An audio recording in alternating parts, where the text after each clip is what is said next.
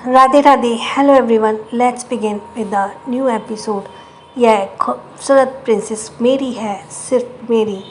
Episode 45।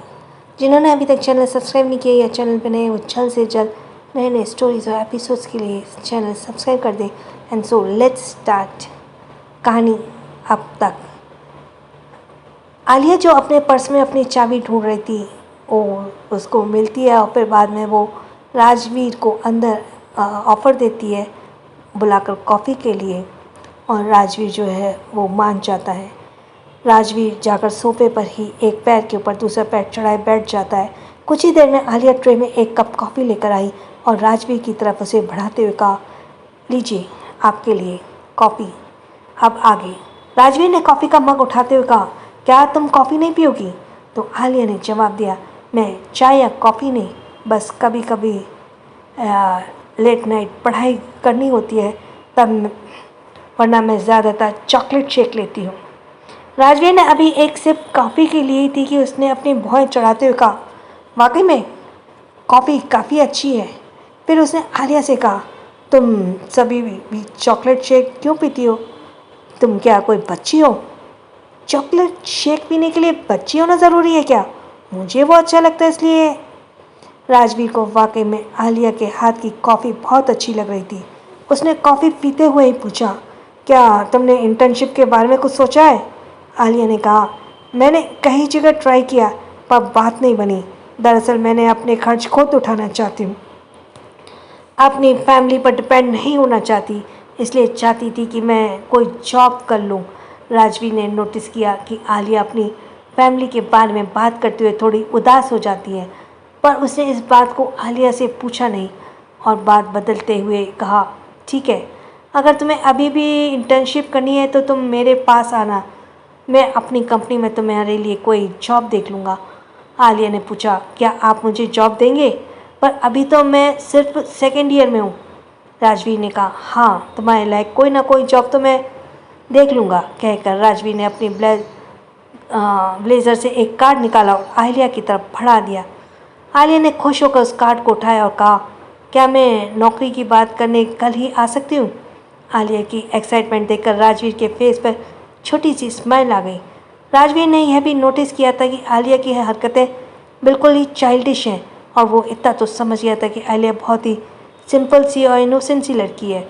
उसने कहा, हाँ, तुम कल ही मेरी कंपनी में आ जाओ, मैं तुम्हारे लिए कोई जॉब देख लूँगा। ठीक है, वैसे thanks for the coffee. Rajveer खड़ा हुआ और बोला, अगर आप मुझे जॉब देंगे तो मैं वो जॉब बहुत मेहनत से करूँगी, उसकी शिकायत का कोई मौका नहीं दूंगी। आलिया ने कहा। राजवीर ने कहा, ओके। उसने अपना ब्लेज़र ठीक किया और सामने कदम मेन डोर की तरफ बढ़ा दिए। आलिया भी उसे छोड़ने के लिए उसके पीछे पीछे गई। वहीं राजवीर को अचानक से कुछ याद आया और वो झटके से पीछे पलटा। आलिया को पता नहीं था, इस वजह से वो सीधा राजवीर से टकरा गई।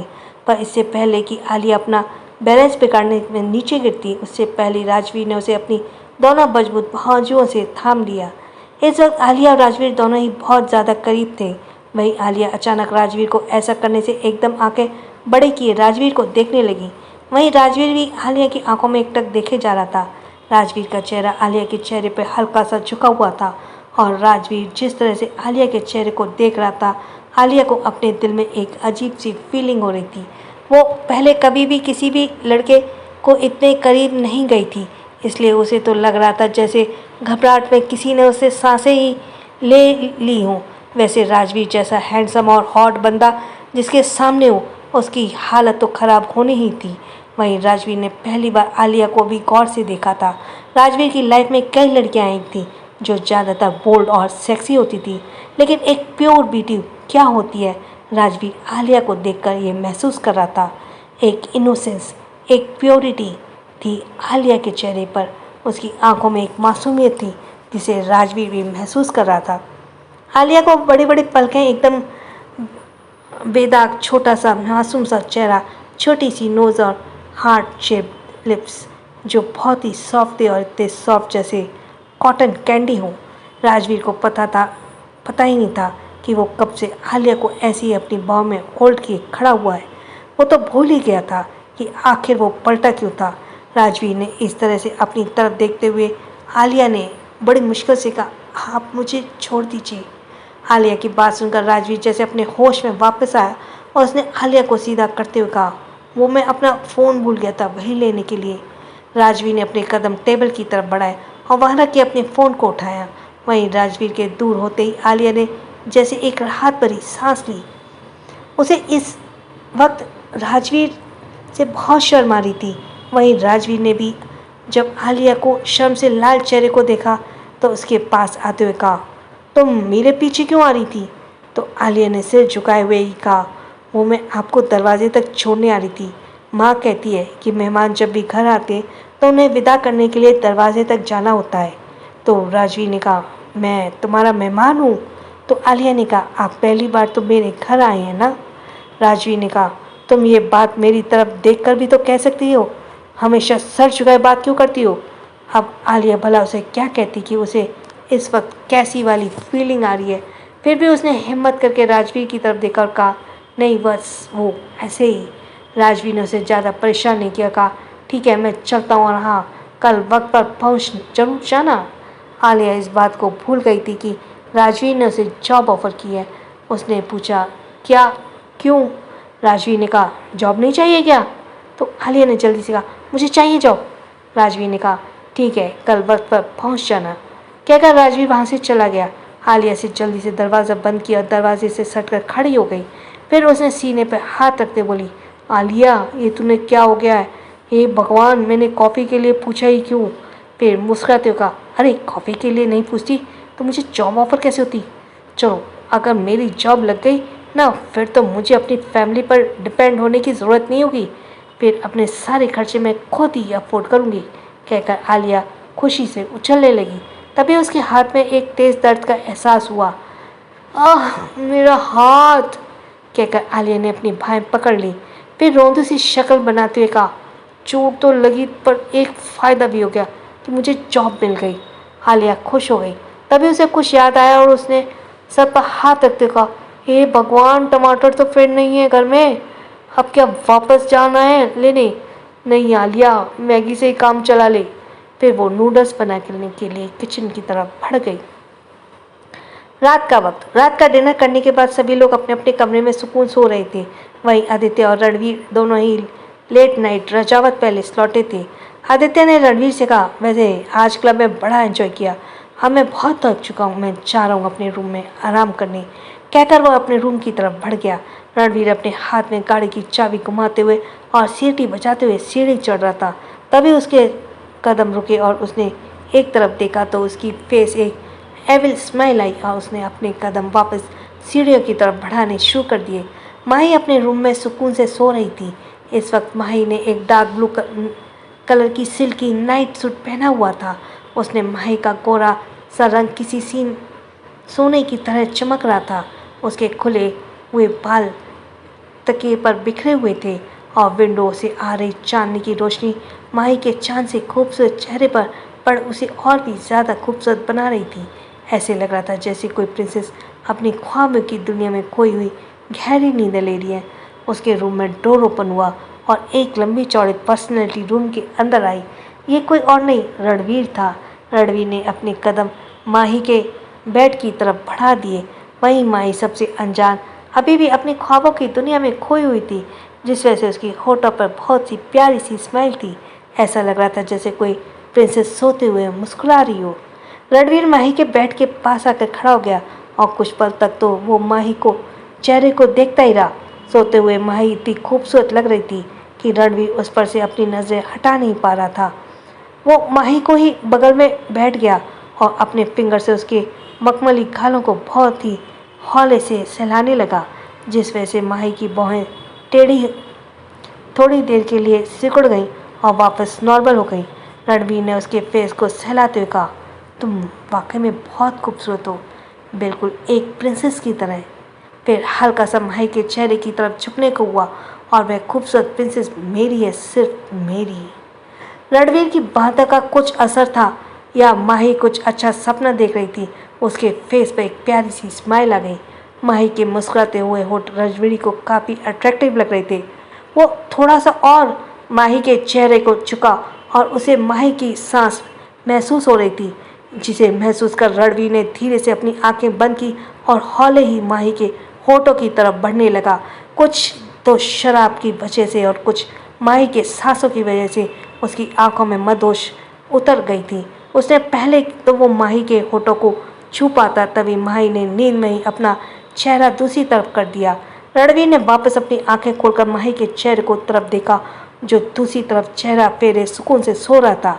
रणवीर ने माही के चेहरे को पकड़ अपने सामने किया और बिना देरी किए ही उसके होठ पर अपने होठ रख दिए।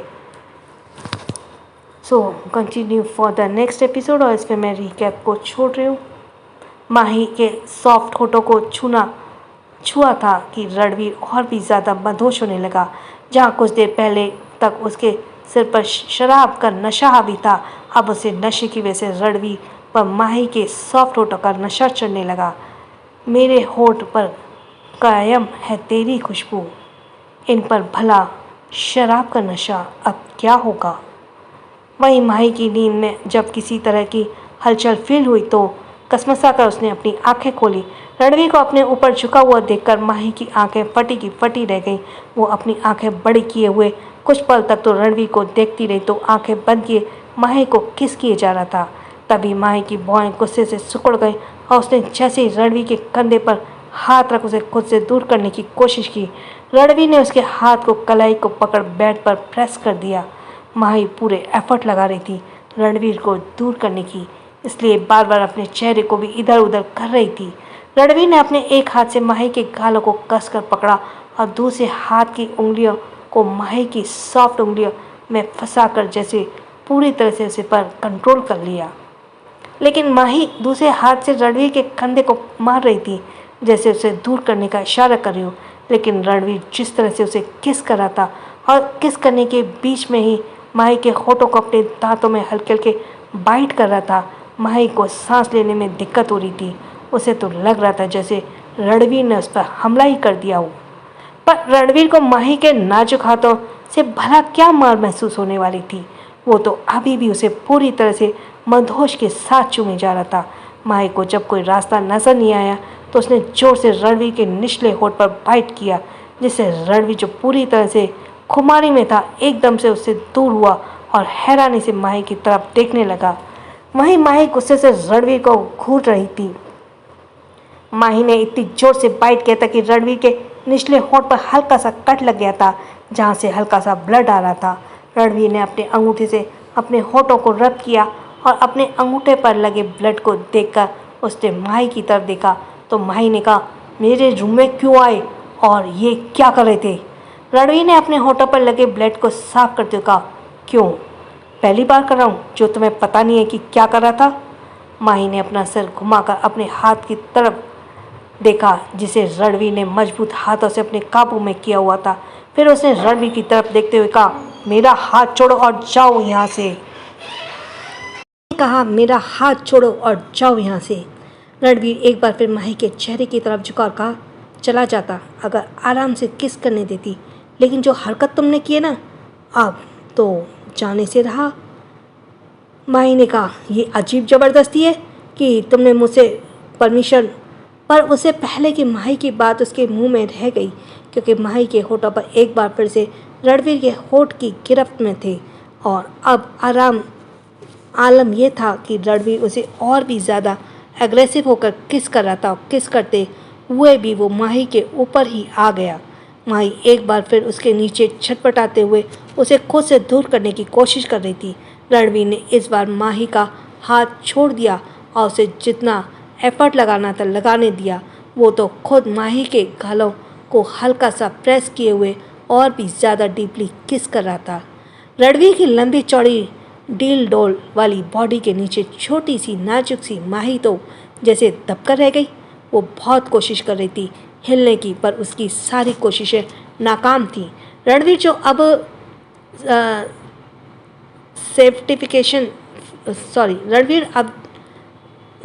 अब सेटिस्फिकेशन फील हुआ, तब जाकर उसने माही के होठों को छोड़ा।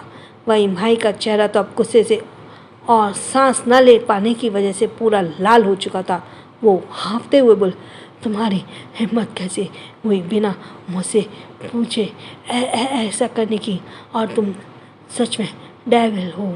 रणवीर ने डेविल स्माइल के साथ कहा, यस आई एम।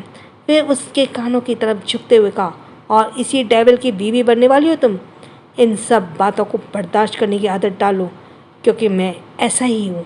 कहते हुए रणवीर ने हौले से माही के ईयर लोब को किस किया, जिस जगह से माही और भी ज़्यादा चिढ़ गई। उसने गुस्से में अपना चेहरा दूसरी तरफ कर लिया तो रणवीर ने अजीब सी हंसी हंसते हुए कहा, इतना गुस्सा को कोई बात नहीं, मुझे तुम्हारा ये गुस्सा भी अच्छा लगता है। वहीं माही तो मन ही मन सोच रही थी कि कब इसे कैसे निपटाया जाए। वो तो पहले ही सोच कर बैठी थी कि कल ही इस बात के पर्चे पूरे घर में बांटेगी कि रणवीर कैसे आधी रात को उसके कमरे में घुस आया और उसे ज़बरदस्ती किस कर रहा था। पर रणवीर से भी जैसी माही के दिमाग में चल रहा इस बात का अंदाज़ा हो गया था। उसने माही का चेहरा अपनी तरफ करते हुए कहा, घर में सबको बताना चाहती हो ना, तो बता दो। वैसे भी कुछ वक्त और फिर तो मुझे सब कुछ करने का लाइसेंस मिल जाएगा ना बेबी। फिर तुम कैसे रोकोगी मुझे? आही ने कहा, मुझसे पहले मैं पूरी कोशिश करूँगी कि यह शादी कैंसिल हो जाए। मुझे नहीं रहना तुम्हारे साथ। तुम तो मॉन्स्टर हो। अभी से मेरे साथ ऐसे बिहेव करते हो, शादी के बाद कैसे करोगे? कहते हुए माही की आवाज़ रुआसी हो गई थी। उसकी आंखों में नमी उतर आई। अब तो उसे रणवीर से डर भी लगने लगा था, क्योंकि रणवीर जिस तरह से उसके साथ डोमिनेटिंग बिहेव करता था, माही को उसका ये बिहेवियर डराने के लिए काफ़ी था। रणवीर ने एकदम नॉर्मल एक्सप्रेशन के साथ कहा, ऐसा तो नहीं हो सकता बेबी, क्योंकि शादी तो तुम्हारी मुझसे ही होगी। फिर उसने माही को फ्रस्ट्रेटेड माही के फॉरहेड को चूमते कहा, तुम्हें मुझसे अब तुम खुद भी दूर नहीं कर सकती हो, क्योंकि अगर हमारी फैमिली वाले भी हमारी शादी की बात ना करते तब भी तुम मेरी ही बनती, क्योंकि ये रणवीर ने बहुत पहले ही सोच लिया था कि माही सिर्फ रणवीर की है। कहते हुए रणवीर ने होठों पर एक मिस्टीरियस वाली स्माइल आ गई। वो झटके से उसके ऊपर से उठा और अपनी शर्ट ठीक करते हुए कहा, तुम्हारे रूम में मेरे अलावा किसी और की इस तरह से आने की हिम्मत नहीं है, और रही बात मेरी तो मैं जब मर्जी यार तुम्हारे रूम में आ सकता हूँ। कहकर रणवीर जैसे ही वहाँ से जाने लगा, माही जल्दी से बेड से खड़ी हुई और रणवीर के सामने जाकर खड़े होकर बोली, मैं रूम को अंदर से बंद रखूँगी और उसकी मास्टर की भी आपके अपने पास रखूँगी। अब मैं देखती हूँ तुम कैसे मेरे रूम में आते हो। रणवीर एक स्माइल के साथ अब अपने सामने खड़ी उस छोटी सी लड़की को देख रहा था, जो गुस्से से भी किसी क्यूट रैबिट की तरह लग रही थी। गुस्से में माही के गाल और भी गुलाबी फूले हुए हो गए थे। उसकी आंखें बहुत ही ज़्यादा खूबसूरत थी, हालांकि नमी की वजह से लाल हो गई थी, और उसकी छोटी सी नाक जिस पर गुस्सा बैठा हुआ था वो भी बिल्कुल लाल हो रही थी। और गुस्से से माही ने अपने होठ, जो रणवीर की इतनी वाइल्ड किस करने की वजह से हल्के सूज गए थे, उसे बीचा हुआ था। रणवीर ने अपने चेहरा माही की तरफ झुकाया और कहा, तुम्हें लगता है कि तुम मुझे रोक सकती हो? माही ने भी उसी टोन में जवाब दिया, हाँ रोक सकती हूँ, और अगर तुमने अब अपनी बदतमीजियाँ बंद नहीं की तो मैं कल सुबह ही दादू से कहूँगी वो तुम्हें वापस अब्रॉड भेज दे, पहले की तरह। माही की बात सुनकर रणवीर पहले तो बिना किसी एक्सप्रेशन से अपनी आंखों में देखता रहा, और फिर एकदम ठंडा लगाकर हंस पड़ा, ठाका लगाकर। रणवीर को ऐसी हंसते हुए देखकर माही हैरान रह गई और बोली, इसमें हंसने की क्या बात है? इन्हें तो डरना चाहिए ना कि इन्हें वापस अब्रॉड भेज दिया जाएगा। तभी रणवीर ने अपनी हंसी कंट्रोल करते हुए कहा, तुम्हें क्या लगता है कि पहले मैं भी दादाजी के भेजने से अब्रॉड गया था? माही की रणवीर की बात समझ नहीं आई कि आखिर वो कहना क्या चाहता है। रणवीर ने माही के गुलाबी गाल को जोर से पिंच करते हुए कहा, इडियट, उस दिन भी अपनी मर्जी से ही गया था, ना कि दादाजी की मर्जी से। अपनी मर्जी को किस और की मर्जी कैसे बनाना है, ये रणवीर सिंह रजावत को बेहतर कोई नहीं जान सकता। माही ने हैरानी से पूछा, मतलब? तो रणवीर ने सीधे खड़े होते कहा, बच्चे, मतलब समझने के लिए तुम अभी बहुत छोटी हो, लेकिन जैसे तुम साथ रहोगे मेरे तो शायद थोड़ा बहुत समझ आ जाए। कहकर रणवीर ने माही को ऐसे ही वहाँ छोड़ा और रूम से बाहर निकल गया। वहीं माही अभी भी अपने ख्यालों में खूबी हुई थी और रणवीर की बातों का मतलब समझने की कोशिश कर रही थी। इसके कहने का मतलब क्या है कि पिछली बार दादाजी भी पनिशमेंट की वजह से नहीं, अपनी मर्जी से अब्रॉड गए थे। पर कैसे? ये तो मुझे घर से बाहर निकालने वाले थे और इसी वजह से तो दादाजी ने इन्हें पनिशमेंट दी थी कि ये दूसरे दिन अब्रॉड जाएं। माही का छोटा सा दिमाग तो रणवीर की बातों में ही घूम गया। उसने ऊपर की तरफ देखते हुए कहा, भगवान जी, किसके पल्ले बांध रहे आप मुझे? क्या मुझे मासूम सी बच्ची के लिए आपको यही डेविल मिला था? कैसे रहूँगी मैं पूरी ज़िंदगी इस डेविल के साथ? वहीं दूसरी तरफ रणवीर अपनी पॉकेट में दोनों हाथ डाले एक डेविल स्माइल के साथ आगे कदम बढ़ा रहा था और उसके दिमाग में फ्लैशबैक की कुछ यादें आ रही थी। फ्लैशबैक 7 साल पहले राजावत पैलेस, जहाँ सभी लोग अपने अपने रूम में डिनर करने के बाद आराम कर रहे थे। वहीं रणवीर अपने रूम पर लैपटॉप के सामने बैठा हुआ किसी से वीडियो कॉल पर बात कर रहा था। सामने ही कोई और नहीं, राजवीर बैठा हुआ था। राजवीर ने रणवीर से कहा, हमें अपने मकसद की शुरुआत 2 दिन में ही करनी होगी, पर रणवीर, तुम्हारे दादाजी तुम्हें 2 महीने से पहले अबॉर्ड नहीं भेजेंगे। रणवीर ने कहा, उसकी तुम चिंता मत करो, मैं कल ही अब्रॉड आ जाऊंगा। रणवीर ने पूछा, इतनी जल्दी कैसे? तुम जानते हो ना तुम्हारे दादाजी तुम्हें इसकी परमिशन नहीं देंगे। रणवीर ने कहा, मुझे उनसे परमिशन कैसे लेनी है ये मैं अच्छे से जानता हूँ। मैं कल ही आदित्य के साथ अब्रॉड आ रहा हूँ। बाकी सारी तैयारियाँ तुम करके रखो, हमारा मिशन परसों ही शुरू हो जाएगा। रणवीर ने लैपटॉप बंद किया और अपना सिर सोफे की बैग पर टिकाकर अपनी आंखें बंद कर ली। इस वक्त उसके दिमाग में बहुत कुछ चल रहा था और कुछ देर बाद कुछ सोचते रणवीर के होठों पर एक मिस्टीरियस वाली स्माइल आ गई।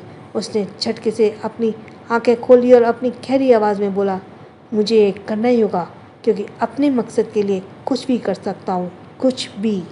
कहते हुए रणवीर के होठों पर एक गहरी स्माइल आ गई। माही अपने रूम में बड़े ही सुकून से सो रही थी। उसने अपने हाथ में अपने टेडी बियर को पकड़ा हुआ था। तभी उसे अपने डोर पर किसी के नॉक करने की आवाज़ आई। माही ने पहले तो उस आवाज़ को ध्यान नहीं दिया, लेकिन एक बार फिर से नॉक करने की आवाज़ आई तो माही ने कसमसाते हुए अपनी आंखें खोली और डोर की तरफ देखा। इतनी रात को कौन आया होगा? एक छोटी बच्ची को सोने भी नहीं देते हैं।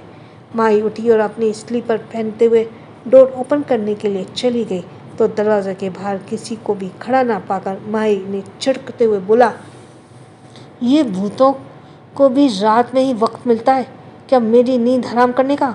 पता है माही सो रही होगी, लेकिन नहीं, डोर नॉक करके भाग गए। कहकर माही ने वापस डोर बंद किया, लेकिन जैसे ही वो वापस पलटी तभी डोर नॉक होने की वजह से फिर से आई, जिससे माही के कदम रुक गए। उसने पलट कर एक बार फिर से दरवाजे की तरफ देखा और कहा, ये है कौन जो मुझे परेशान कर रहा है?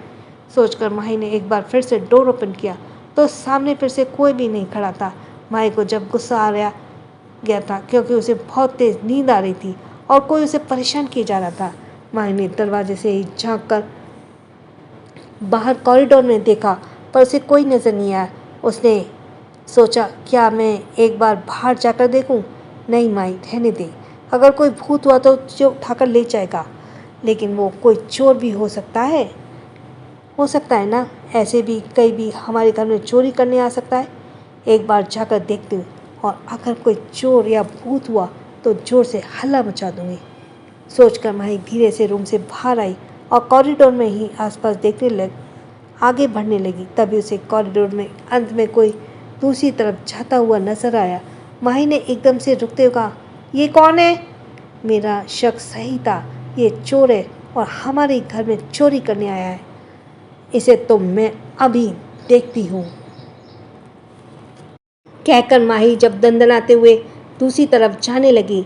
माही ने तो सोच लिया था कि आज वो उस चोर को बैंड बजा करेगी। उसने अपने आसपास कुछ ढूंढा, तभी टेबल पर रखा हुआ एक छोटा सा वास उसने अपने हाथ में ले लिया। वापस उसी तरफ जाने लगी जिधर वो शख्स गया था। माही ने देखा वो शख्स एक रूम के अंदर जा रहा है। माही सीधे कदमों से उस रूम में तरफ गई। उस रूम के बाहर खड़े होकर उसने कहा, ये रूम तो हमेशा लॉक रहता है, फिर वो चोर अंदर कैसे गया? ज़रूर इस रूम के अंदर खजाना होगा और वो खजाना लूटने आया होगा। चल माही, हो चशु, बजा दे इस चोर का बैंड। सोचकर माही भी रूम का डोर ओपन कर अंदर गई। उसने अंदर देखा, वहाँ कुछ सामान बिखरा हुआ था। तभी उसकी नज़र विंडो की तरफ गई जो खुली हुई थी और एक शख्स उस विंडो से बाहर कूदने वाला था। तभी माही ने उस पर चिल्लाते हुए कहा, हे रुको, मैं कह रही हूँ वहीं रुक जाओ। वरना मैं तुम्हारा सर फोड़ दूंगी। माही की आवाज़ सुनकर वो शख्स कुछ पल के लिए रुका, लेकिन फिर जल्दी से बाहर की तरफ कूद गया। माही जल्दी से भागकर विंडो के पास गई तो देखा अब वो शख्स अंधेरे में कहीं गुम हो गया था। माही ने कहा, आखिर ये था कौन और क्या चुरा कर लेकर गया? कहकर माही ने कबर्ड के पास बिखरे हुए सामान की तरफ देखा और वापस से साइड में रखकर सामान को देखने लगी। तभी उसे गुस्से से भरी आवाज़ सुनाई दी, तुम यहाँ क्या कर रही हो? माही ने घबरा कर सामने की तरफ देखा तो रणवीर गुस्से से उसे ही घूर रहा था। माही ने जल्दी से खड़े हुए देखा, वो यहाँ पर वो चोर मैंने देखा। तभी रणवीर उसकी तरफ बढ़ा और उसके हाथों को पकड़ते हुए कहा, मैंने कहा तुम यहाँ क्या कर रही हो और क्यों आई हो थी यहाँ पर? माही ने कहा, मैं यहाँ पर बता रही हूँ ना, वो चोर। तभी रणवीर ने उसे अपने साथ खींचकर बाहर ले जाते हुए कहा, तुम अपनी हरकतों से बाज नहीं आओगी। कभी मेरे रूम में घुस जाती हो और आज मेरे मॉम डैड के रूम में आ गई। तुम्हें तो आज मैं इस घर से बाहर निकाल करूँगा। माही अपना हाथ छुड़ाने को कोशिश कर रही थी। ये क्या कर रहे हो? मैंने तुम्हें चोरी नहीं किया, मैंने कुछ नहीं चुराया। मैं तो उल्टा यहाँ पर चोर का सामने करने आई थी। वो खिड़की से बाहर भाग गया, पर रणवीर उसको एक भी नहीं सुन रहा था। रणवीर को इस तरह से गुस्से में देखकर माही ने अब डर कर दादी और दादू को आवाज़ देना शुरू कर दिया। उसके डर लग रहा था कि कहीं रणवीर को वाकई में घर के बाहर निकाल देंगे। वहीं रणवीर भी जानता था कि वो क्या कर रहा है, तो वो उल्टा खुद इंतज़ार कर रहा था। पूरी फैमिली माही की आवाज़ सुनकर बाहर आई और उसके बाद वही हुआ जो रणवीर ने सोचा था।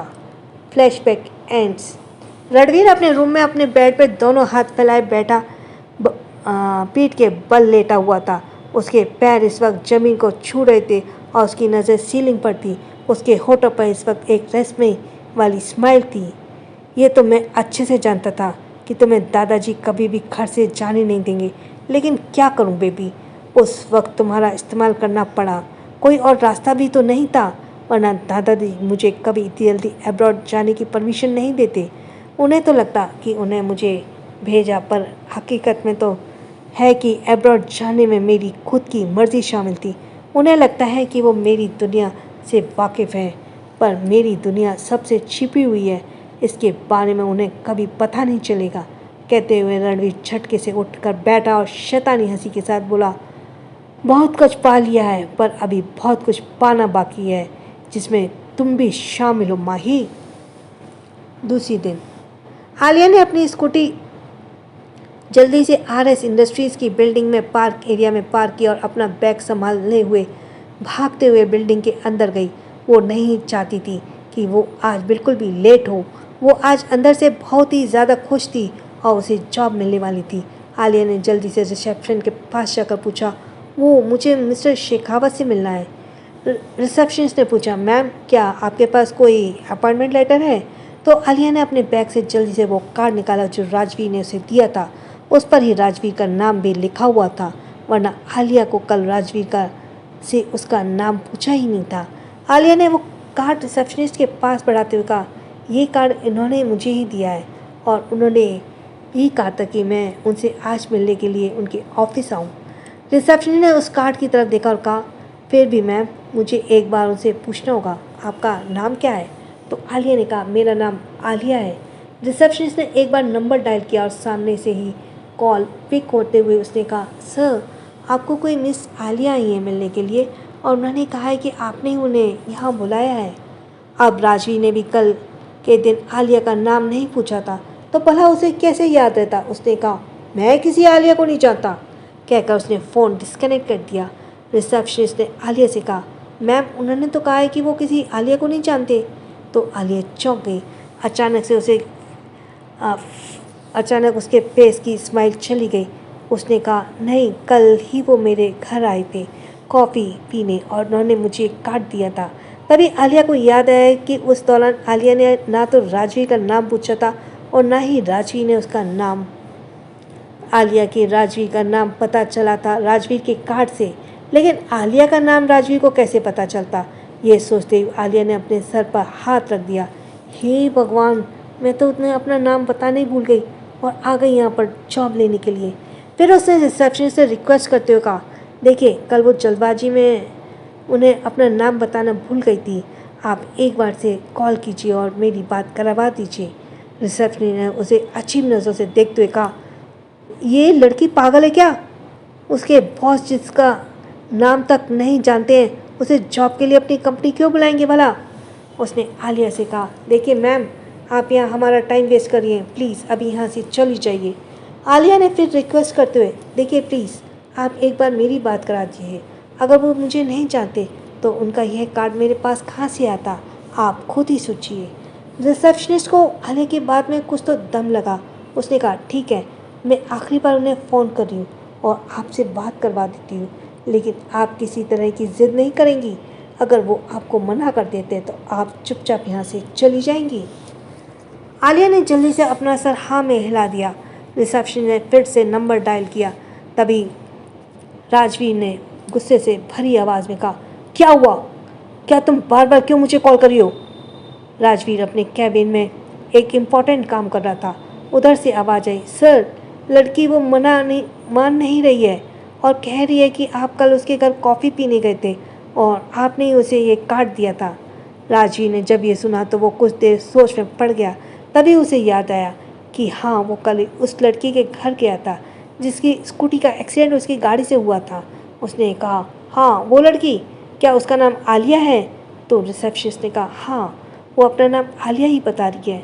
तो राजवीर ने कहा, ठीक है, उसे मेरे केबिन में भेज दो। रिसेप्शनिस्ट ने कहा, ठीक है सर। ने उसे अभी अपने केबिन में भिजवा दिया। कहकर उसने फ़ोन डिस्कनेक्ट किया। फिर आलिया की तरफ देख, जो बड़े ही उत्साह से उसके साथ देख रही थी। उस रिसेप्शनिस्ट ने कहा, उन्होंने आपको मिलने के लिए अपने कैबिन में बुलाया। ये सुनते ही तो आलिया के फेस पर टेंशन नज़र आ रही थी। वो एकदम से गायब हो गई और वो खुश होते बोली, अच्छा, मैंने कहा था ना, उन्हें याद आ जाएगा। फिर उस रिसेप्शनिस्ट ने कहा, ठीक है, मैं किसी को भेजती हूँ, वो आपको उनके कैबिन तक छोड़ आएंगे। आलिया ने अपना सिर हाँ में लाया तो रिसेप्शनिस्ट ने अपने सामने रखी बेल को प्रेस किया। तभी एक पियून वहाँ आया तो रिसेप्शनिस्ट ने कहा, इन्हें मिस्टर शेखावत की कैबिन के बाहर छोड़ाओ। फिर आलिया ने कहा, आप उनके साथ चली जाइए। फिर आलिया से कहा, आलिया उस पियून के साथ वहाँ से चली गई। कुछ देर बाद आलिया राजवीर के कैबिन के बाहर खड़ी थी। पियून ने कहा, मैम, यही है सर का कैबिन। कहकर वो वहाँ से चला गया। आलिया ने डोर नॉक किया। तभी अंदर से जानी पहचानी आवाज़ आई, कम इन। आलिया धीरे से डोर ओपन कर अंदर चली गई। राजवीर सामने ही अपनी रेलिंग चेयर पर बैठा हुआ था। इस वक्त उसके पूरे बाल बिखरे हुए थे और शर्ट के ऊपर के बटन ओपन थे। उसके पास ही एक लड़की खड़ी थी जो अपने कपड़े सही कर रही थी। उसका हुलिया देखकर ही कोई अंदाज़ा लगा सकता था कि यहाँ क्या हो रहा था।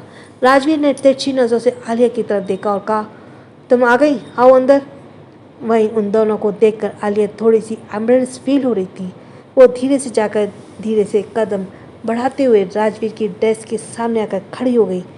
तो वो लड़की जो राजवीर के पास ही खड़ी थी, उसने झुककर राजवीर के गाल पर किस करते हुए कहा, आज रात को मैं तुम्हारा वेट करूँगी, जल्दी आना। राजवीर ने उसे जाने का इशारा किया तो वह लड़की रूम से बाहर निकल गई। राजवीर ने वापस सीधे बैठते हुए कहा, तुम अपने डॉक्यूमेंट्स वगैरह लाई हो? राजवीर तो इस तरह से नॉर्मल बिहेव कर रहा था जैसे उसे कोई फ़र्क ही नहीं पड़ रहा हो, पर आलिया की शर्म की वजह से नज़र ही नहीं उठ रही थी। उसने सर झुकाई, कहा, हाँ सर, मैं ले आई हूँ। तो राजवीर ने कहा, तो लाओ दिखाओ। आलिया ने अपने बैग से अपनी फाइल निकाली और राजवीर की तरफ बढ़ा दी। तभी उसकी नज़र राजवीर के होठों की तरफ गई जहाँ पर लिपस्टिक के निशान। उसने वापस अपनी नज़र नीचे झुका ली और मन ही मन कहा, हे भगवान, ये क्या देखना पड़ रहा है मुझे। तो वहीं राजवीर आलिया की फाइल को सरसरी निगाह से देख रहा था। पूरी फाइल देखने के बाद उसने, काफ़ी ब्रिलियंट स्टूडेंट हो तुम। तो आलिया ने कहा, हाँ जी सर। अब ये बात तो सिर्फ आलिया ही जानती थी कि उस वक्त कैसे राजवीर के सामने बैठी हुई थी। वो तो सोच रही थी कि जल्दी से उसका इंटरव्यू ख़त्म हो और वो यहाँ से भाग जाए। राजवीर ने फाइल बंद करते हुए कहा, देखो, मुझे पर्सनल सेक्रेटरी की बहुत ज़रूरत है जो मेरे पूरे दिन का काम को पर्सनली संभाले। ये सुनकर आलिया ने सिर उठाकर राजवीर की तरफ देखा, जैसे पूछ रही हो कि पूरा दिन। तो राजवीर ने कहा, हाँ, पर्सनल सेक्रेटरी का तो काम पूरे दिन का होता है, 24/7। अपने बॉस के सारे पर्सनल काम 24/7 अपने बॉस के सारे पर्सनल काम करना। आलिया ने कहा, पर सर 24/7। राजवीर ने कहा, हाँ, पर्सनल सेक्रेटरी हो तो मेरे सारे पर्सनल काम तुम ही करोगी ना, और उसके लिए तुम्हें मेरे साथ ही रहना होगा। आलिया एकदम से चौंकती हुई खड़ी हुई, क्या मैं आपके साथ कैसे रह सकती हूँ? राजवीर ने कहा, मेरे कहने का मतलब है मेरे मेंशन में रहेगी और ऑफिस में मेरे साथ ही आओगी और मेरे साथ ही जाओगी, ताकि सुबह जागने से लेकर रात के सोने तक के सारे काम तुम हैंडल करो। आलिया का तो सर घूमने लगा ये सब सुनकर। वो तो एक नॉर्मल सी जॉब करना चाहती थी, यहाँ राजवीर उसे अपनी आया बनाने पर ही तुल गया था और उसने कहा, पर सर मैं ऐसे। तभी राजवीर ने कहा, सोच लो, सैलरी भारी भरकम भी मिलेगी। अब सैलरी का नाम सुनकर आलिया ने अपनी आंखों पर लगे चश्मे को ठीक करते हुए मन में सोचा, सैलरी भरकम होगी। आलिया इतनी बड़ी कंपनी में अगर जॉब कर रही है तो जाहिर सी बात है सैलरी तो अच्छी खासी होगी। हाँ, बोलते आलिया, ऐसा मौका हर बार नहीं मिलेगा। आलिया ने मन ही मन फैसला लिया और राजवीर से कहा, ठीक है सर, मैं तैयार हूँ, मैं ये जॉब करूँगी। तो राजवीर ने मुस्कुराते हुए कहा, अच्छा, वैसे तुम नुकसान में नहीं रहोगे, फ़ायदे में ही रहोगे। चलो, कल ही तुम मेरे मैंशन में शिफ्ट हो जाना, मेरा ड्राइवर तुम्हें लेने के लिए आ जाएगा। आलिया ने कहा, इतनी जल्दी? तो राजवीर ने कहा, हाँ, क्यों, तुम्हें देरी करनी है क्या? आलिया ने कहा, नहीं, देर तो नहीं करनी है। तो राजवीर ने कहा, तो ऑफिस का काम तुम आज से ही संभाल लो। और इसी के साथ एपिसोड फिनिश होता है।